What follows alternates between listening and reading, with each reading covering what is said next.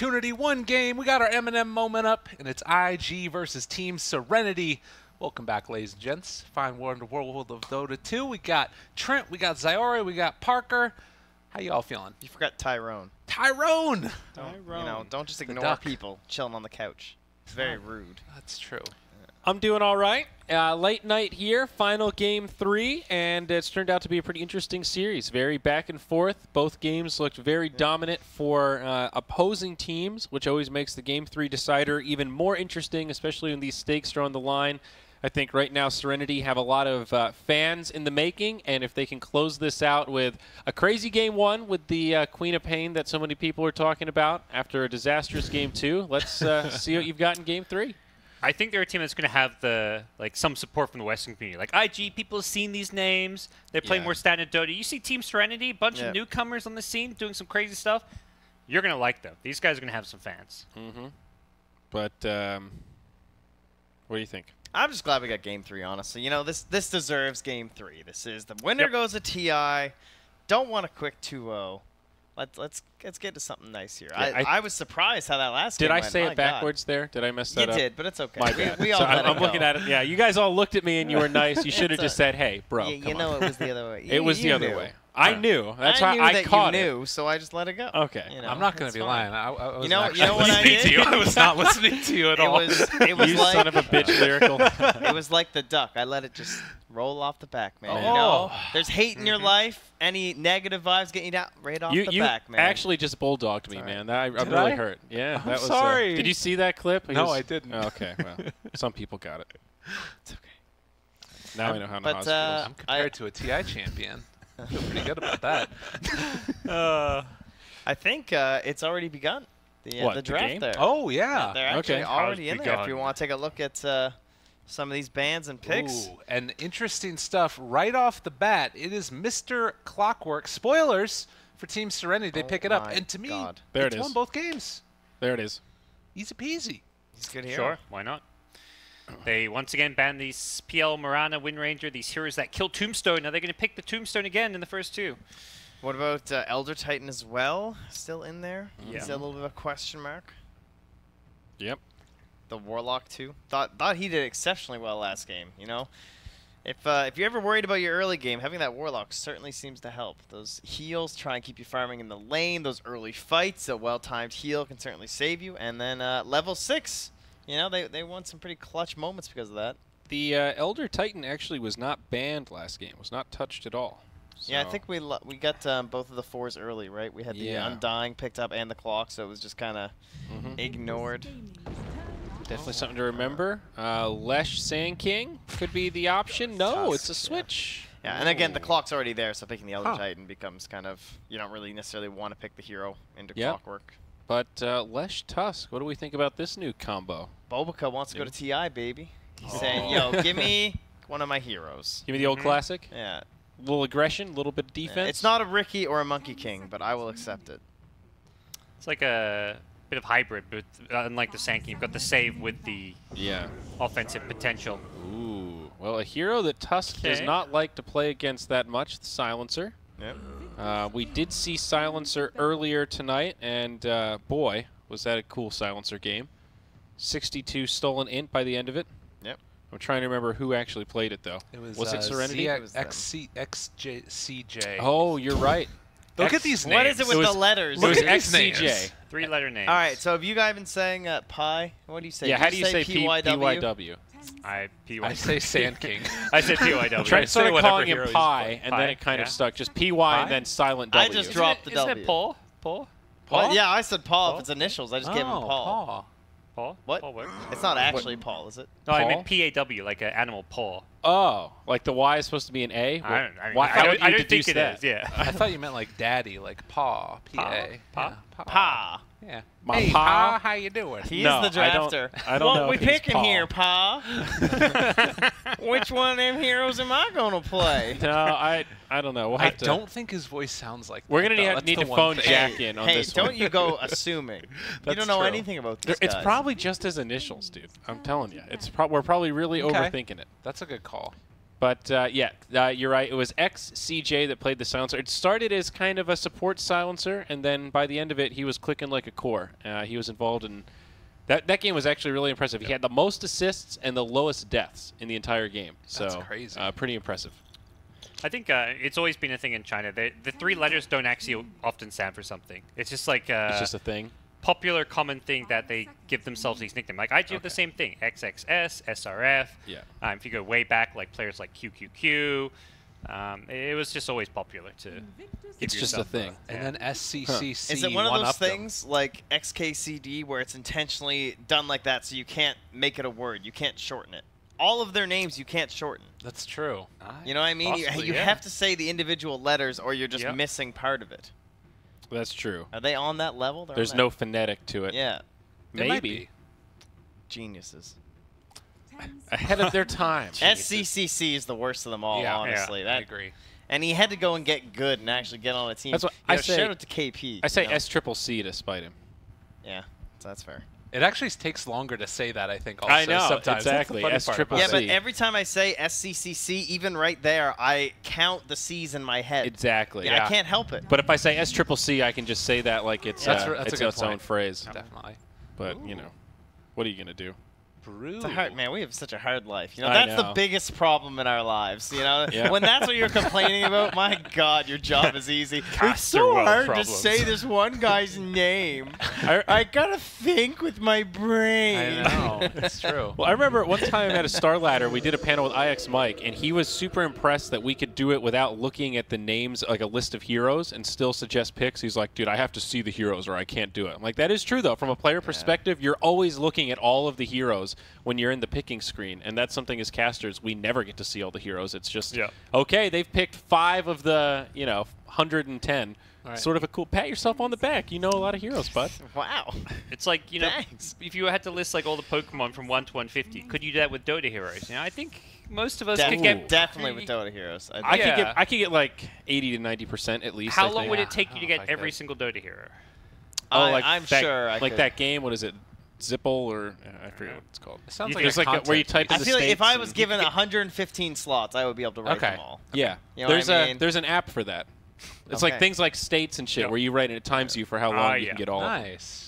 Yeah, I think most of us could do it. It might take a little while, Yeah, like half an hour or definitely. so. You but- just to have to get keep all of going them. like, all right, what am I missing? Oh, okay, that thing. And be like, It all would right, be what those are all the last position few. 5s? You know. Did you guys ever have Yeah. like field day or something in school where you had all these challenges that you had to do as like a class against other classes? Yeah, like where they would give you a basketball to shot put because they Right. wouldn't just give a shot put to every Right, single exactly. class. Yeah. So this could be like the Dota version of that. We could do this at the hub where we have like different groups of people and they have to all like, all right, I'm gonna do the guessing all the heroes challenge. The other one's like the 1v1 mid people. And Yeah, here it is. I like Sporkle. this. That's it. That was Instead, we play Tower. Ah, Sporkle.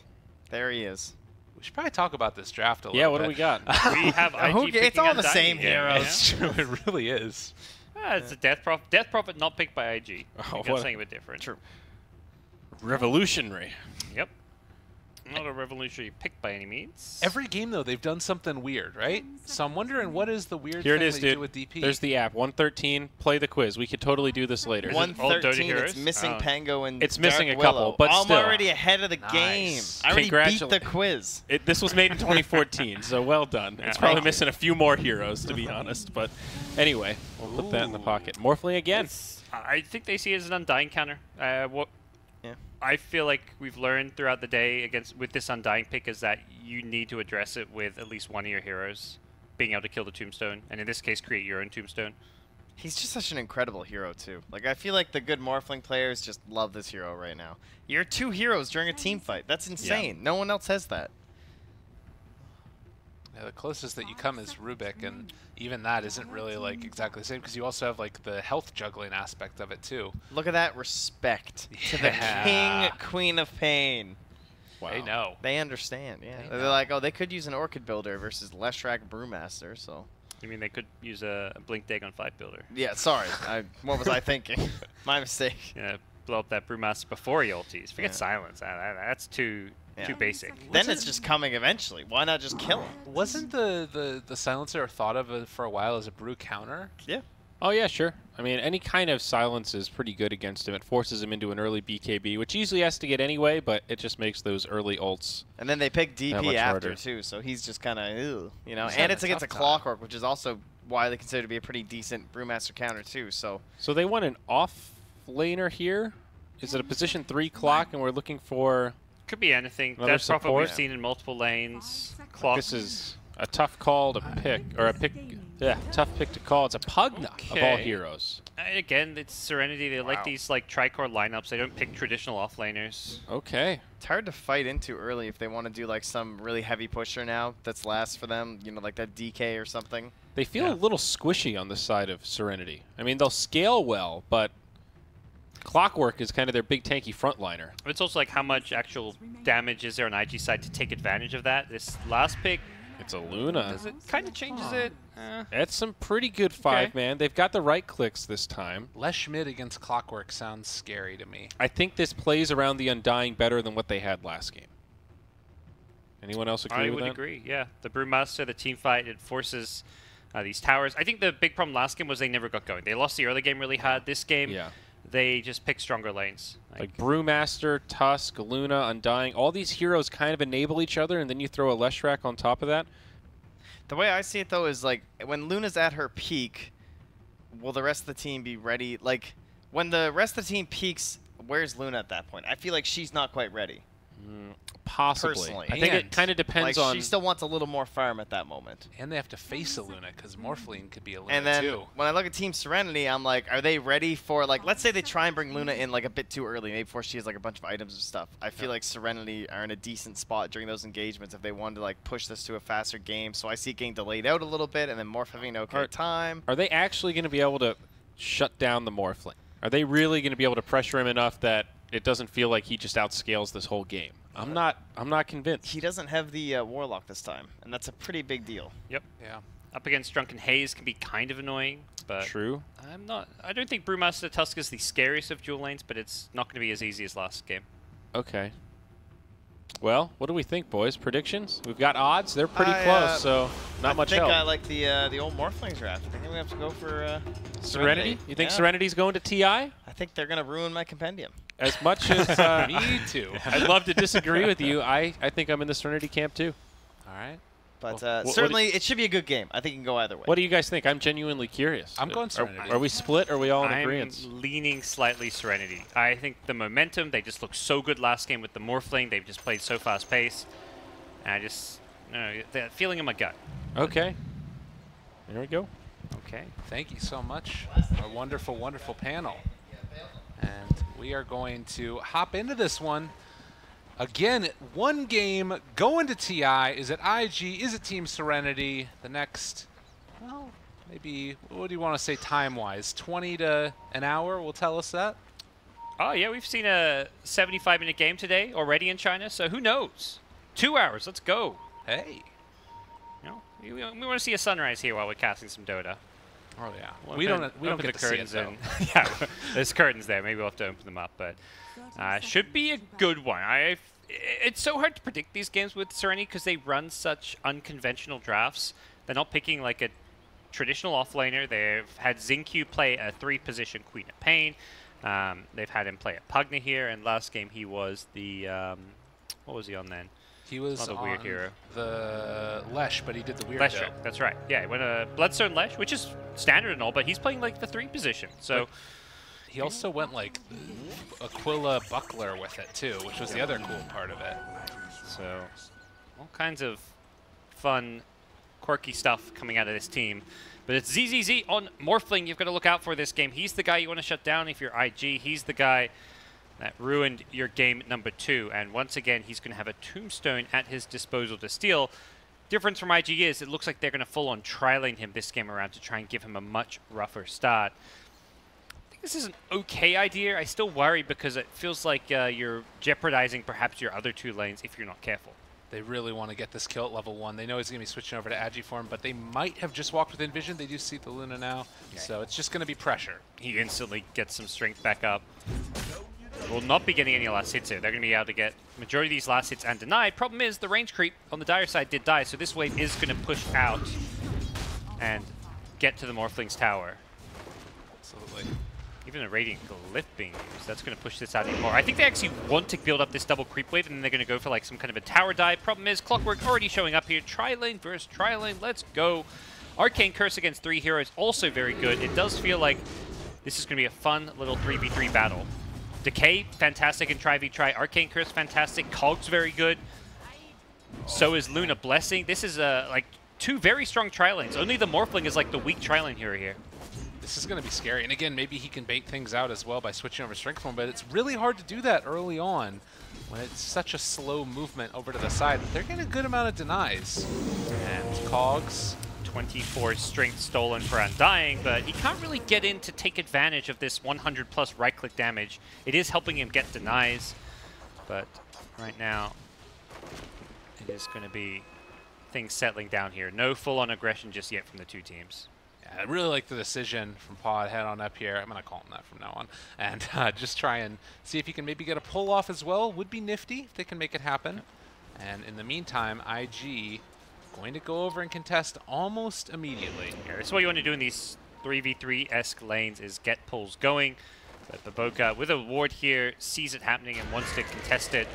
Oh, nice play there with the shards to block it off. And in the meantime, Q is just going to punch away at the Morphling here. Yeah, that's a great play. You know that their goal in a tri-lane versus tri-lane is going to be to deny you farm and XP by pulling.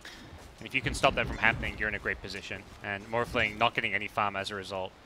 Other lanes also? It's pretty uninteresting so far as like no major crazy things happening there. Death Prophet versus Lash, Lash having a slight advantage with Harass and last hits. Pugna having a slight advantage bottom against the Brewmaster. We'll see how things develop there. I don't think we'll see any, perhaps like some kill potential in the mid lane, but probably nothing crazy happening unless there's some misplays. Okay. Well, and the Clockwork here trying to contest for this pull as well, although they are going to be able to get the Wildwing Ripper over to it. That side pull, that's going to get the wave further back. Dire Wave got the small pull, but experience-wise, just now hitting level 2 on Clockwork. Meanwhile, IG, level 2.5 on a lot of their heroes in their trialing, so they're going to be getting perhaps a fast level 3 here. And maybe you can as well see Serenity try and farm up this camp while it's happening, because they're going to have access to this large creep. Snowball forward here on to the Silencer. Arcane Curse on to 3, still taking some damage there, and First Blood going to be drawn. Meanwhile, Morphling does still hold on to Waveform. It's going to be a little bit of damage traded over in Waveform to the high ground. Baboka's just baiting him there. The Tusk had 7 sick charges. He almost wants them to go on him. And this is a tri-lane versus tri-lane where lots of spells are being spammed, so having Magic Stick is king, and all 3 IG heroes have it. 7 charges on a couple, 4 charges on Luna. Dire side, similarly, also have Magic Sticks, Silencer and Morphling, but Silencer needs to be careful not to get caught out of position like we just saw. He has to be very cautious about how he places. Good ward place down here as well by Serenity. There was the other one that we talked about earlier from the Radiant, as they are going to find the shards. Does have the waveform to get away. We'll be able to farm underneath the tower most likely. But this is going to help them just maintain vision of any pulls or anything goes on. Yeah, he's happy to get some CS under the tower. Next side pull, not going to happen just yet, which is good news. See what happens with these 5-minute runes. Imagine both top runes should go the way of IG. The bottom bounty runes could be contested though. Baboka. A little bit of a pickle here is going to get a Cogs pushback onto 2 and just walk away from him, but the snowball to chase forward, and they are going to be able to find that kill on to the Clockwork. Yeah, nicely done. Aggressive. Getting pretty scary. He has his boots with Ring of Aquila. There's the bounty rune. It's going to be 4 going their way. Unfortunately for SRF, he doesn't have money for a bottle, or he could have used the bottle charges and then refilled it. Oh, so close. He does get the money now after the bounty runes. Oh, it's TP with the tier 1? Okay. Huh. Guess he just wanted to not miss the experience from those creeps. Fair enough. Q there again, just going to get pushed back, trying to drain away whatever mana they can. If you take a look at the CS so far, it is a lead for Luna, not insurmountable. And bottom lane, oh man, SRF getting low there. This is going to be some decent damage onto the tower. Yeah, he's going to fall back to his shrine, but while he's doing that, tower is going to get pummeled. May want to glyph it with one of the next blasts that comes out, although it doesn't look like Pugna wants to use it. Back at top, Q. In some trouble, waveform and everything. Did ZZZ overcommit though? It doesn't look like it. Oh yeah, I thought you meant the dying overcommit. But yeah, they were able to take him down pretty rapidly, and as soon as the Tusk leaves, that's what happens. Damage rune now. The Boka pinging it out. He's going to leave this one to the Lesh. Both he and Leshrac have a bottle. I think this is a bit overkill, getting this double bottle. Tusk can only really refill it on the bounty runes. That's 3 bottles overall by IG. Wow, yeah, that's definitely too many bottles. I think this Tusk bottle definitely the unnecessary one, particularly for a hero that 660 gold early on is quite a lot. That's boots money, that's earned money. It's not the worst, like, for the sustain aspect, but it is just a bit inefficient when you've already got these other bottles on the playing field. ZZZ trade hits again with Q. And as these levels have gone up, we can see that the laning stage has sort of settled out a little bit. Still favored into the IG, but it's not as bad. No, it's not as bad as it initially looked. Once Serenity got some pulls going up top, they kind of stabilized things. They're always constantly on the back foot, but as long as they're getting some Morphling farm and he's not stuck on like 5 CS or something here, you're feeling okay. And Morphling 25 CS behind the Luna, but not too far behind the Luna that you're too worried. Oh, down bottom, here comes Luna. Yeah, this is a good rotation, but Q also trying to Can't run. TP. Does end up popping the split for this even. That seems a little excessive. Yeah, that was honestly not needed. But, well, making sure they get the tower deny. I love that rotation from Aggressive. It was just so good knowing that he needed to get there to stop the tower from going down, and also it's a big kill to get. Pugna's having a free farm lane. He's about to push a tower. Go and stop that from happening. Are they going to take top here as well? They've got Exorcism. Oh no, they're not going to go for it. They want to defend mid. Or cancel? Cancel, yeah, that's it. I think you look to trade tier 1s here. I mean, it's not even a trade. Aggressive has got no chance of pushing this bottom tier 1. Xingqiu is potentially get this kill. He just used the Lucent Beam. It's going to be, okay, not too close. 160 health, still survives through it. But again, you see up here top, they use the Exorcism with the rotation in from ZYD, and they're probably going to take this tower. It's getting low very quickly. Exorcism still with a healthy duration left, and we'll see if get the last hit. No denies coming in. Morphling even getting the last hit. Perfect outcome for Team Serenity. So far, so good for them. And yeah. Is this, I mean, last game it was very clear. Morphling gets farmed, game is over. Do you feel like it's that same type of situation as we see down bottom? Yet again, they found Aggressive and running away. They do have another blast there. They're going to be able to find it. Not quite on the mark for Aggressive, and he does reveal himself with that close there. to level 6. Oh, they turn it around instead, trying to take down the Tusk. This Pugna is a menace. He doesn't get any kills there, but he just 1v2s, forces 2 heroes to TP Fountain. He's going to be very happy with that outcome. The raindrops just helping give him that extra bit of survivability. He is causing problems. This just seems like his playstyle. Go into these side lanes completely alone and just push it and really push it to the limit. And he creates so much space for his team while getting a lot of farm for himself. Just relying upon those outplays, and God, if you look at that mana pool, it's almost like he doesn't need to go back to base. 1,300 at this point, taking the Magic Wand. He's got the Robe of the Magi, Arcane Boots. Going to go for an Aether Lens on top of that. Yeah, he's going to be tricky to deal with this game. Oh, in the jungle. He's trying to go on a little warding mission, runs into 2 heroes. It's unfortunate. Perhaps a value smoke there just to get those wards down, but ultimately not going to be too big of a death. Does happen around the bounty runes. Yes, and gonna run into more there. Yeah. TP rotations coming in. They are not going to be able to contest the bottom rune, unfortunately. Throw out one more Arcane Curse for good measure there, and I'll head back now to their respective locations on the map. I like seeing this Q getting a little bit of alone time as an Undying, although again, it is a hero that sometimes falls off a little bit. But the thing I was wondering is that last game was very clear. Morphling gets farm, game over. This game, do you feel like it's as clear cut? Not that simple, but it is obviously if Morphling has a good game, he is going to be able to outcarry the Luna, I would say. But the 5-man from IG can be pretty scary.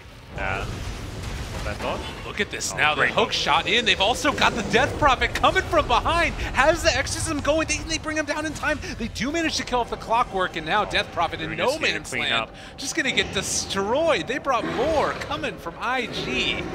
And they will manage to take down 4. Aggressive was in the perfect position for the Eclipse, flanking him from behind. No creeps to tank any of the damage. And he just cleaned up 1,800 hero damage dealt by the Luna, thanks to the Eclipse in the end there. Flesh Golem amping it all up as well. Very well played by IG, responding to that Team Serenity aggression. Well, 11 minutes in now, and the first exorcism, very beneficial. The second one hurt a lot. Yeah. It's going to be about 1,000 gold lead. A big change, almost 2,000 gold. I don't know how much that sets them back, but it definitely feels like IG's happier. They're kind of playing with limited vision. Because IG got their wards down first, we're seeing this Clockwork really struggle to move out on the map to get his own vision. He's always getting scouted wherever he goes. It's that kind of first mover's advantage where just getting vision before your opponents is going to give you a big edge. So it really feels like they need to maybe use some smokes or something to get that out, but right now, XCJ on the Silencer is just looking to hit his level 6, get Global Silence, because if they had a Global Silencer, that could have been a very, very different fight outcome. Yeah, and again, just like feeling as if that Invis rune was almost debated a certain way. The good position that felt like they had. The hook shot was able to connect there onto the Tusk, and Bobica has level 6. Able to find himself a snowball if he wants. There's the snowball after the fact, runs into the Pugna, but that's just going to pull him deeper into the -2 territory. Yep. Nice hook shot, denying the haste rune and getting the kill for the team. Does reveal there's a ward somewhere in the neighborhood, but Tusk may not know exactly where it was. Just noticed kind of an interesting build on the Brewmaster. No points in Drunken Haze. Okay, I've seen this a few times here and there. It feels a little bit unusual, but he was 1v1 against Pugna, so kind of makes sense. Still feel like there is some value in the single point, but this spell has been nerfed quite a bit. Level 1 Drunken Haze is a lot worse than it used to be. And again, Serenity sitting up on their high ground. Silencer is level 5, very close right now to getting that Global Silence up and online. Again, it's 4 heroes mid, while the Morphling is able to farm away. Going for that Morbid Mask first. Yep. Same build as last game, different order. He gets the Mask before the Dragon Lance this time. Last game he had the Dragon Lance into the Mask because he wasn't being harassed, but this time he wants the sustain. The Mask allows him to farm jungle, gives him just that health regen. They can play around Global Silence with a hookshot. They want to fight this. Able to get it right on time, and they do still have the Bruce, which they're going to use now. The Silence is still there onto the Tusk. He is going to die, but XCJ running away. Tombstone, Tomb on Tomb. They're able to make that one work. They're trying to blow through it as quickly as possible, but they're losing it rapidly. PYW getting away from them for the moment. The jump forward. ZZZ going crazy right now. A very low agi, but Q, they end up losing him. Aggressive. He blows him up. Made the play. He will pay for it. Yeah, that's still a heavy defeat for IG. Great team fight. Morphling showing up with a Tombstone. This is a great part about Morphling against Undying. You don't just have to sit back and farm. The second these 5v5 team fights break out, you have Undying's best spell at your disposal. And we saw there, that Tombstone just destroyed IG.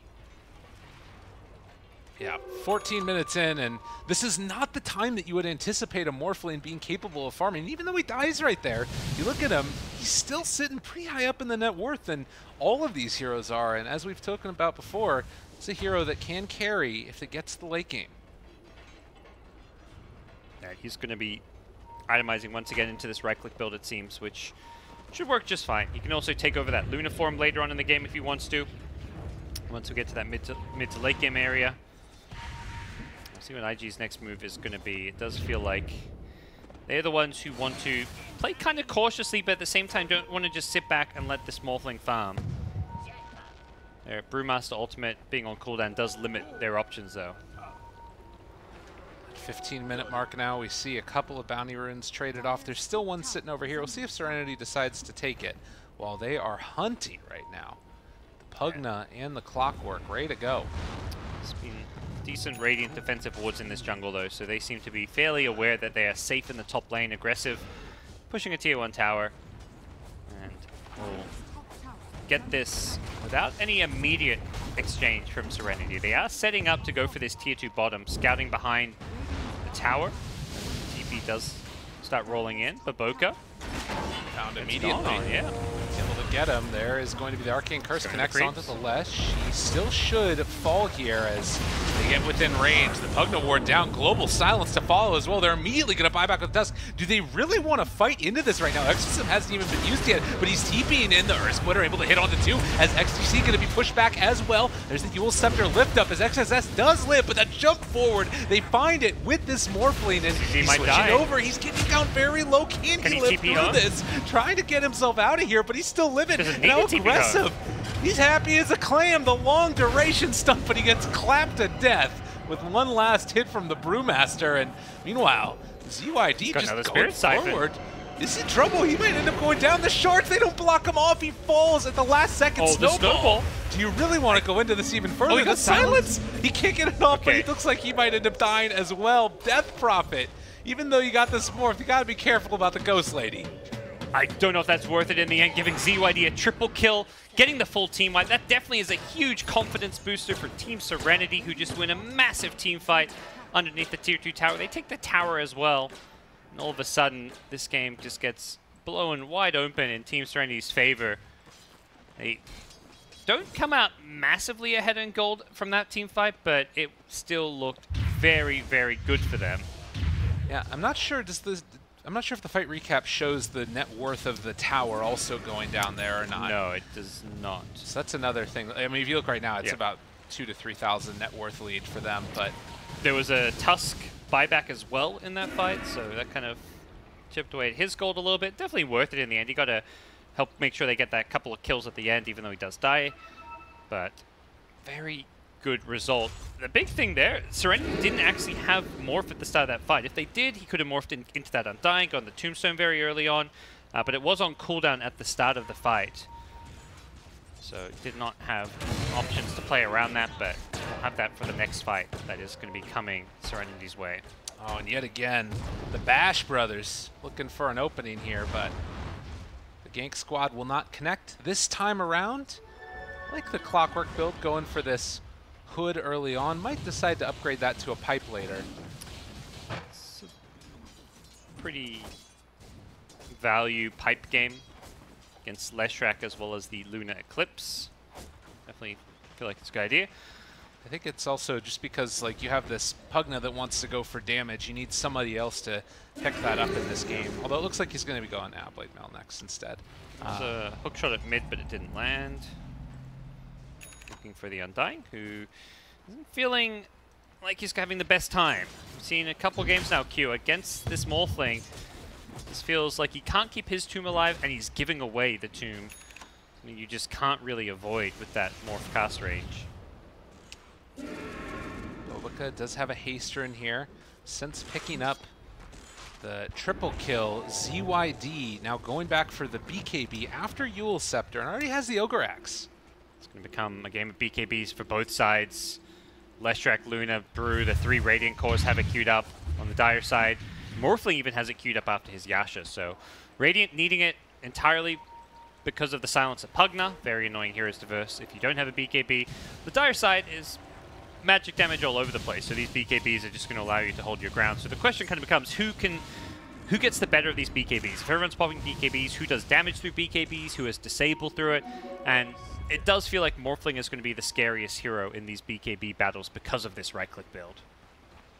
And now the call comes out to head through the jungle. Meanwhile, you have DP who's moving down the mid lane. They could try to connect together after possibly finding a pick-off and push for this Tier 2 tower. Again, a very strong teamfight lineup. Yep. The Dire Observer Ward doesn't quite scout the Undying. Well, IG, if they're considering a smoke of their own, this just feels like a timing where they do not want to fight. Well, Clockwork was going for that high ground ward, but his smoke popped there, so got forced to back off. And you see the Radiant Vision right now. They don't see much in this area, but they do see that nobody is coming up top to defend against ZRF. So they're playing it as safe as can be right now. SRF just keeping this lane pushed out. I like what he's doing here. He is going to have to TP back now. It looks like he doesn't feel safe there anymore, and also feels like his team may need him for this mid fight. But Tier 2 tower already going down. Nothing IG can do about that. I really like this ward that was placed by the Lesh as well. It spotted a couple of heroes in the area, so they know they're over there. Baboka snipes it. Give it the punch. Yeah. I think we'll see next Exorcism is used for Roshan. If Radiant are going to hide in their base, this is a time where they're pretty weak without their BKBs. Luna's 1k gold away. If you can get a Roche before BKBs come online for IG, you should be the stronger of the two teams. Global Silence is just going to go uncountered, but perhaps Team Serenity are just feeling a little bit hesitant as they do find aggressive in the jungle. This is a really scary time. They don't have Flare as they're going to look over to the side, but aggressive, hiding Silencer away. finds him. They got him here as well. The pings come out. They've got vision. The global is there. And immediately, this Luna is going to die. They're looking for more as well. Chasing down another XSS. Nowhere left to go. He's gone. 3 dead. No buyback. Let's go Roche, baby. That was just perfect play. They may even just go down the mid lane. They've already got this lane pushed out very far. And without buybacks, that could just be a lane of racks. These heroes do not defend at all. They can perhaps delay. If SRF wants to throw a Primal Split, he can delay the push, but then he won't have Primal Split. The glyph. What? They used the glyph. Okay. I mean, it delayed the creep wave, but I don't think that's sufficient. This is a little They're bit crumbling. rough. This building is gone in an instant. And This melee Rax is gone. all right, Serenity making it happen early on, 22 minutes, and they want to go to TI. Chasing forward, it's a lot of damage out there right at the start. They switch over, take the Undying, but it's the lift up already. The Brewmaster Split has him up in the air. Didn't get the Tombstone down either. Can they kill any of these heroes off as Clockwork in a little bit of a scary spot? They jump forward and do take down that Morphlane. Oh, a bit overzealous there. Definitely, they had the same wrong idea as me. That melee Rax was not gone. Respawning just in time with the Brew Split to start the fight off. Luna aggressive, able to clean up a few kills there. Brewmaster did a lot of damage in that one, and well, without the Exorcism, we saw the melee Rax kept alive at about 400 health. They could have like thrown all their bodies, and I think they would have gotten the melee Rax, but I don't actually think that's worth it in the end there. The Death Prophet, the Pugna could have just gone in, thrown another blast or two, but instead they're going to fight now. Yeah, no Eclipse, no Brew Split. It's time to go back in. Absolutely. Did they just run down mid again? They might. Morphling's back in 10 seconds time. Can they go? They're pinging it. They're like, this melee Rax is low. They have no vision. ults. Let's go, boys. They've got Pugna. All right, you take us once, we're going to go at you again. No Eclipse, no Brew Split. You said it. And that was what ruined them last time. It wasn't really just the heroes respawning. It's the fact they had those big ultis. And yeah, with a high ground ward, this push feels very safe and secure. Radiant Sentry's just out of range. And here we go. They don't have any way to defend against this right now, as they're just going to walk forward, and this is the type of Dota we like to see. The lift up 1-1 as they are going to take that Undying already right in the front. As 12 seconds until Morph, and that's when the Tombstone's going to go the other way, but looks like Serenity don't really care about a range Rax. They're happy to back off. Now could be Roche time, but at the same time, you just took a lane of Rax. Yeah, may as well. It's a range Rax. Denied his Rax. I mean, I guess, like you said, it doesn't really matter that much. You just don't see it that often. No, not at all. But we'll see them fall back to farm. Radiant team doesn't really threaten Roche that well. Luna does okay at it, but it feels like they need to win a fight before they can go to the Roche pit. Yeah. With Eclipse back up in 20 for sure. But 5,000 net worth lead up, and Invictus Gaming are going to have this storm their side. Both teams have smoked up. Are they going to go on Luna? Luna is bait here. She just gets her BKB on the courier. They weren't ready for that. The hook shot back in. They have the global though, so she can't get the Eclipse off. And meanwhile, SRF jumps forward. He wants to get the split off. It's there as well if they want to go for it, as they're starting to take down this Clockwork. Needing to run away, but he is done. And Tuss just got a Shadow Blade, so they've got no detection for him. Exorcism was used, and it doesn't feel like they're going to get much out of it. That BKB courier delivery, it was such a good bait from IG. They had everyone behind the Luna, and even the Luna, you think, okay, sure, Luna's baiting, but we can kill her, right? Really quickly. She has no BKB. Wait a second. This, right as they jump, that courier drops a BKB into Luna's inventory, and that wins IG a fight. Oh, and IG right now, this is so smart from them. If somebody comes over to this shrine hoping to defend against the Roche play that they think might be happening, they could blow them up, although it looks like nobody is going to make that TP rotation, and possibly a little bit of a wasted buyback there. This is a pretty sneaky Shadowblade pickup from Baboka. Very unconventional Tusk build, first item Shadowblade, but this is a way to hunt down Morphling. You Shadowblade in, you punch him, you snowball, and you can actually chain stun him where he can't morph strength, and we could see it come into play, but Dire Sentry Ward is going to see him swinging in. Yeah, has vision of him right there. The pings come out, and now they know. Do they try and bait this out? Baboka hiding behind a tree, and he's trying to bait. it's not going to happen, it doesn't look like. Nah, gonna work. Yeah, the Shadow Blade's wearing off, so Baboka knows he kind of has to back off regardless. Whether he knows there's a Sentry Ward there, hard to say. But IG may look to go for another attempt. Once again, Baboka Shadow Blading in, seeing what he can find. They're going to drop more sentries for this. They need to get back base. Look at this. This is pushing in. They don't have a creep wave. This is going to be a thorn in their side the rest of the game. Yeah, that's where losing Araxis early on is very, very pesky. It's okay for like another minute or so maybe now. They've got a couple buildings that may draw some of the aggro, but it's pesky. Yeah, Luna shows there, and now Serenity know we can head out. We can either farm up or possibly push out the other lanes as well. Yep. Well, they need to keep making sure they stay near this Roshan. Baboka picks up an invis. Backs off. I'm faking the hook if he wants to go for it there. They jump forward. This is a little bit crazy. The BKB comes out as well as Morphling is trying to lay into SRF. They're going to take down the Tombstone right at the start of this, and this is not a fight anymore for IG. The hook shot, they chase it forward. They have the global as well. They got him caught. Can they kill him off in time? They're going to end up turning this back around. They have the Tombstone down for the Dire. That's not the way that you want this fight to go for IG. And they are going to get away, though. So they do manage to escape. They don't get any of those big kills. Will they attempt Roshan? The DP's just thrown up in the air. Great Cyclone from the Brewmaster. And they are going to try and finish off Roshan, but Exorcism hasn't got that much duration left on it. This feels way too risky. They've got to back off, and IG are just kiting them. They're forcing out these Exorcisms. They're just disengaging. Luna did throw an Eclipse there, so it's ultis on both sides. It's not just an Exorcism, but Exorcism is kind of the most important one in some ways, even if both teams do have these long cooldown ultis. And slowly, this Luna continues to farm up. Currently has the BKB, Dragonlance, going towards that Scotty. We've seen how quickly Luna can take a base if you happen to win a fight in a good position. So this is something Serenity are going to need to be wary of. Of course, 28 minutes in now. Still a little bit unclear what the goal is at this point for Team Serenity. They really want this Roche.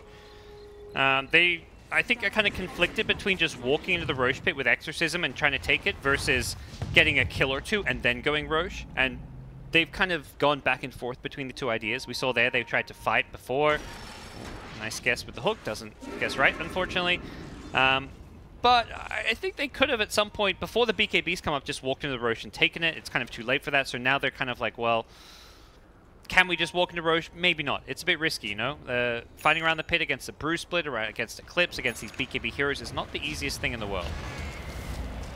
Shards, a little bit off the mark there. Pugna very speedy with this Boots of Travel build. Yep. He's going for his Dagons again. Zing Q. He knows what he likes. Yep. I mean, if we're comparing this team to Wings with their playstyle and unique stuff, he is the Faith Bian of this team.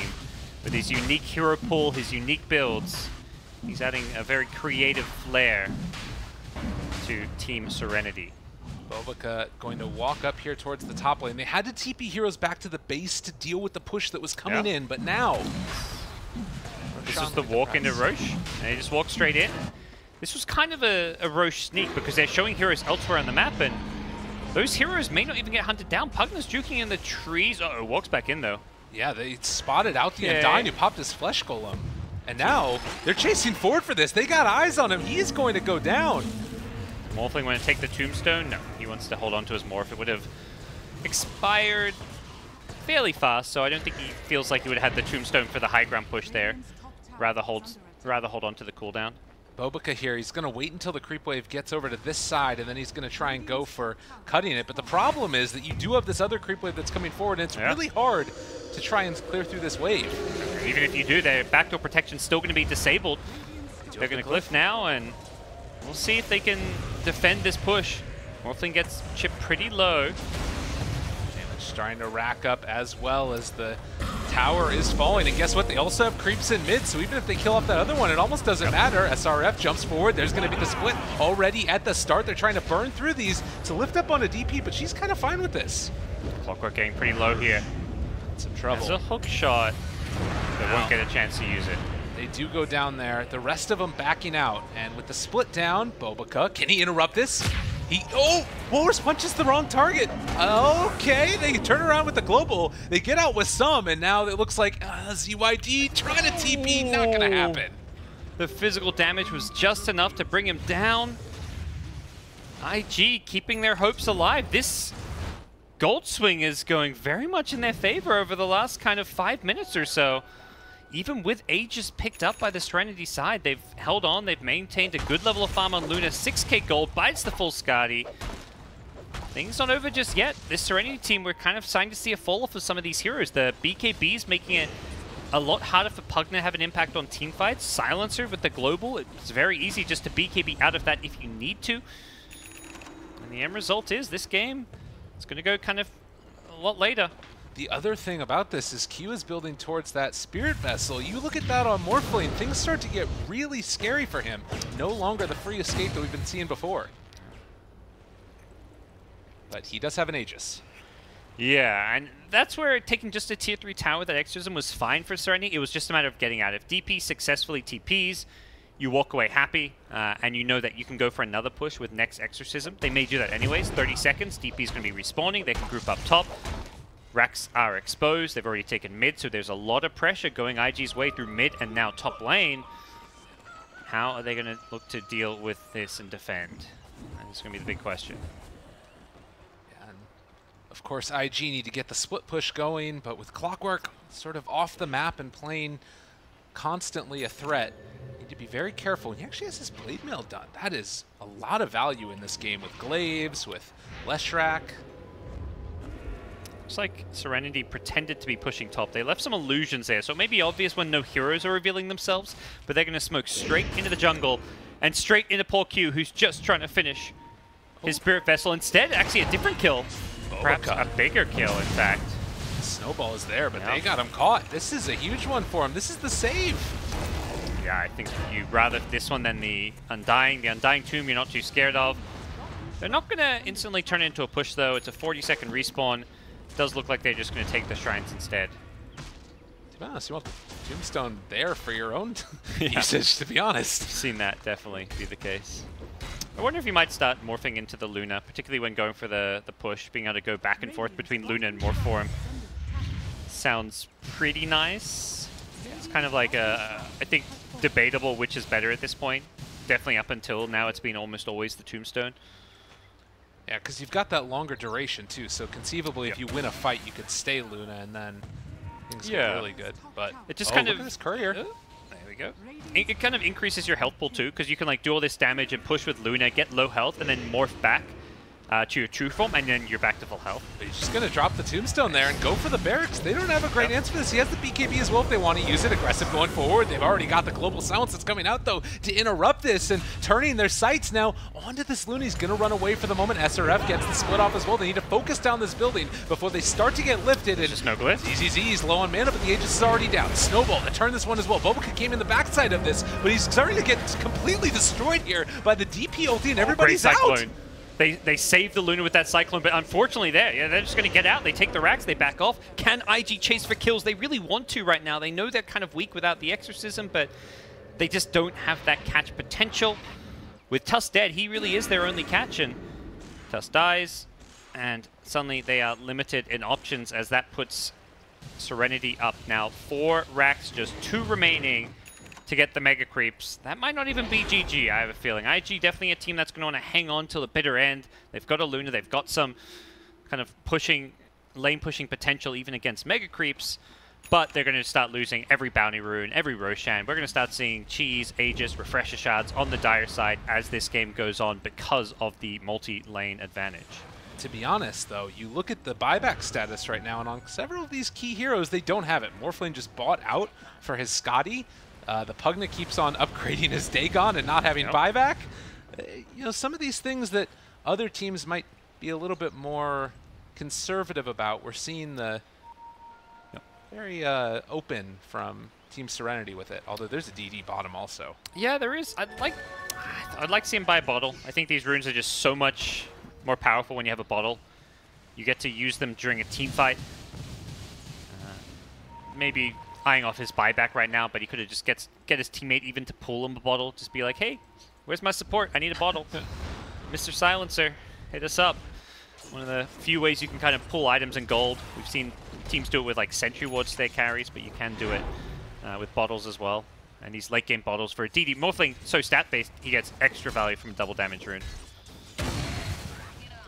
Well, and 36 minutes in now as Serenity are completely controlling at least this section of the map. We're seeing IG still get out there pretty effectively into the dire jungle, blocking off camps where they can, gain vision wherever possible, but bottom lane there's a push coming. Exorcism is back online and they are ready to actually force things here. I love to see this. Glyph is ready this time. And they're just going to start chipping away buildings, looking to brute force it. There's the split that comes out right at the start, and they are going to try and force back one. It's still a lot of damage onto these Brewlings. They need to be a little bit careful as... Tusk is coming in from behind. They see him, though. Oh, they got eyes on him, able to isolate him and force him away right now with the rest of the heroes. So team fight kind of split off to two different sections, and Tusk still getting away. They missed that hook shot. Oh, they see him now. Snowball. He looks mighty dead. 26 in already for the Silencer with Tusk dead. But Exorcism wearing off. He's going to go back to the DP. We'll see if they still go for this push.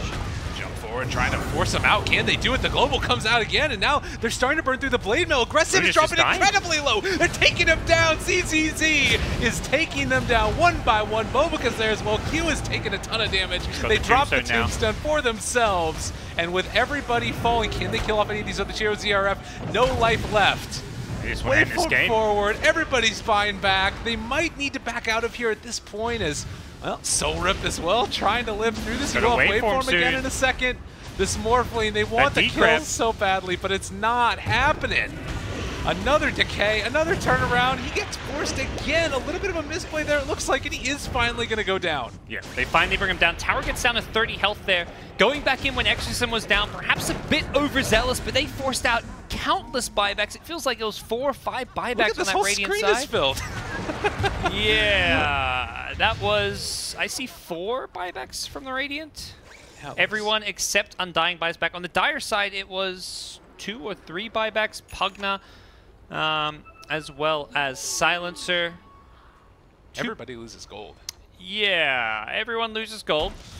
Minus 700, minus 1200 in terms of team gold changes, but big wins for Team Serenity. The key thing is their carries both have buybacks still. Morphling isn't going to be forced to use his, but Radiant getting Roshan could amend that. Unfortunately for them, it's a long Roche respawn. No luck here as they were desperately hoping for an Aegis cheese in their hands, but without it, this game gets a whole lot more difficult because both Morph and Pugna are going to be allowed to just respawn and push things out. Morph should not need to use a buyback here. 25 seconds, his team can buy enough time for him. Drop some cogs in the lane. Even if you lose like a tier 3 tower here, it's not worth using this buyback. 15 seconds, plenty of time for Team Serenity to delay this one out, even with Glyph still in hand.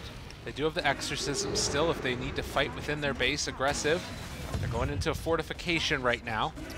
Pops a Glyph as he Mask of Madness, slow down the push. Stone down. Morphling is back up. They feel confident though. I think they just feel desperate actually. Morphling. Oh, hook shot onto 2. They got him caught. The 4-step away. The global to follow. And the pony is going to be forced back. They got Morphling in the air though. And again, they lift him up. The Exorcism's still going though, and they're holding on. Pugna's going to be back up in 7 seconds. Importantly, the DP ult's being used, so if they don't get kills in a successful team fight off this, Team Serenity will have to slow things down a bit. Boca just going to TP out from the trees as both teams will disengage. Oh, long waveform. SRF is caught out here. He's dead. Yep. No escape for him as... Oh my... Of course. DD spawning as Roche. Well, they're pinging it. They should know it's a max, pretty much a max respawn. They're just going to camp it out. I think it's literally on the dot for the max respawn, so they should be able to get it.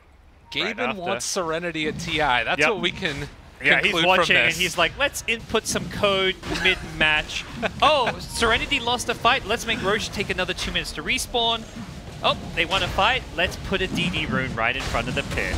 Amazing play from these guys. A little bit of luck in with it as well, but you can see right here that there is still hell of a lot of skill Yeah. on this team, and you love to see innovation. That's the biggest thing. Absolutely. And DD or not, that Roche was theirs for the taking. There was never going to be a counterplay available. As a DC comes out. Cheese on the Death Prophet. Things looking very hard for IG to defend their last lane of racks now. Their glyph is still up, I believe. They didn't use it during that last fight, but even so, they've got to find some way to actually win this fight, and that is the real tricky thing here. I gotta say that, again, you know, we've seen a lot of Dota in the past couple of days here, and one of the things that we've noticed more and more often is teams unwilling to go high ground without buybacks and without Aegis. Serenity did all of those that last time. Yep. And that is really cool to see, particularly with the lineup that you would argue would scale later. So yeah, they were happy just to keep the momentum going and use Exorcism whenever it's up. I feel like a sign of a good team that knows how to play around Death Prophet is a team that's using, you know, 6, 7, 8 ultis in the first 30 minutes. There are so many teams that just wait for that perfect moment and, you know, wait. It's like, it's always this like discussion like, oh no, let's not go push it. I want to finish this item. No, this team, Serenity's, just anytime DP ults up, they're finding a fight. They're finding a tower. They're very proactive with everything they do. 40 minutes in, and goes straight through the mid lane. Creeps are in base. building is gone. There's no Brewmaster. That just makes this all the more harder. Very long respawn because of the buyback as well. I think this is just me mega creeps. So hard to deal with, and as you mentioned, they might not necessarily GG out after that. They're going to play through to the bitter end. That is a dead zombie man, as the second tombstone is going to fall. They chase forward for more. Dagon there onto the left track. They're trying to isolate and kill off this Pugna, but the bigger fish to fry are there, is that is a dead Luna. Yep. No buyback. Pack your coat, Serenity. You're going to Canada. Holy cow. This team coming out of nowhere. The open qualifiers. Every year it feels like there's some team from China in the open qualifiers who just will catch people by surprise. We had CDEC in the past. We've had countless surprise stories come out of this region, and it's just, you know, not the team you would have expected. Even last year, LFI wasn't a team I think ranked as one of the top Chinese teams going to TI, managed to finish in 3rd place. And this year we have a surprise victor in Team Serenity. The team Good that stuff. built Blink Dagger Dagon on the Queen of Pain is going to I mean, TI. they lose that game, but it's happening. You can lose a game like that and bounce back, take game 2 and game 3. They were down against an experienced veteran IG team. This is a team where players who won like DAC championships, Aggressive, Baboka, XXS, these guys were on that team, as was Q. But the youngsters, they've done it. It's been a long time coming. Very, very, very impressive stuff. I can't wait to see them there, certainly. And as far as IG go, the rest of the qualifiers, I still feel like they got a really good chance. I don't know if I would say that they were exposed here, but I think that they ran the same play style over and over again. It worked, it worked, it worked. This time it didn't. Maybe we need to see some more innovation from them. You know, teams, you see this Undying, counter it. Have heroes that can either kill the tomb or, better yet, make your own tomb. The Morphling counter pick working 2 games in a row. And it's weird to think, like, you don't want to pick a core normally to counter a support, but it's not just countering it, it's giving yourself, like, a 6th hero, because Undying's one big spell in teamfights is a Tombstone, so suddenly these fights become like a 6v4, because Tombstone dies on one side and suddenly appears on the other, and it's like, well, how do you actually win a fight into that? So, great drafting and great tactics coming out from Team Serenity. All right, well, ladies and gentlemen, that's going to do it, I believe, for our coverage of the China qualifiers as well. I think we're going to over CIS soon. CIS Dota, Team Spirit versus Espada. I think that's happening right now on Beyond the Summit 2. It should be brought over into BTS 1 very shortly as well. But just keep staying tuned, guys. We got so much Dota that's coming up. It's a great old, grand old time. Have a nice little break, and we'll see you all in a bit for our next round, CIS Dota 2.